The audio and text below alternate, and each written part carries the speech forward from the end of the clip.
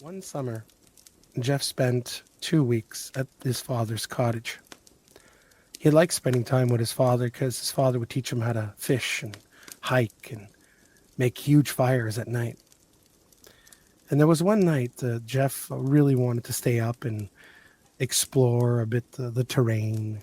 And this was a very excluded cottage settlement where there was only a few that people only came on the weekends. But this was the time when his father was on vacation, so he had a good 2 weeks during the week, so there was practically nobody there. This was in northern Quebec, and there's a lot of lakes and there was a lot of mountainous area.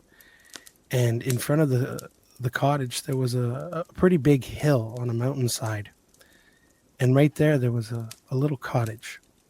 So to have access to it, you had to walk up a little bit of a gravel road, about maybe 25 feet up, and then you would get there and you would be able to see the whole entire landscape of the cottages.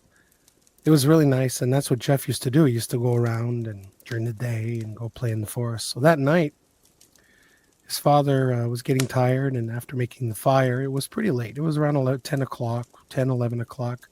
His father said, well, listen, Jeff, I'm going to give you 15 more minutes. If you want to go explore with the flashlight, I'm going to do the dishes, and then we go to bed. So Jeff took the flashlight and started going around the cottage, looking at trees. It was pretty cool. And then he saw, yeah, I got to go up in the hill and look at the stars, because from that point of view, you could see the valley and the whole. It was a very nice view. So Jeff goes up, looks at the stars, turns off the flashlight. It was absolutely mind-boggling how many stars there were up in the sky. Then Jeff decided that, okay, it's time to go, because his father was calling his name down the hill. So he screamed out, okay, Dad, I'm coming. Then all of a sudden, Jeff heard a little noise coming from the other side of the cottage, but the cottage that was on top of the hill. There was a huge rock there. So with his Coleman superpower, huge battery, heavy flashlight, he shone it right over where the rock was. And there stood a creature about 5, 6 feet tall, white. The skin was very white. Even the light from the flashlight would reflect off its skin. He noticed that the face had no facial hair, had no hair. The face was very skinny, and the eyes were very sunken in. He noticed that as soon as he had the light shined on that creature, the creature raised its hands and then suddenly jumped behind the rock and hid. And for that split second, Jeff didn't know whether if it was his mind that was seeing things, or basically was he in danger. Jeff automatically, after 3 seconds, realized that what he saw was not human.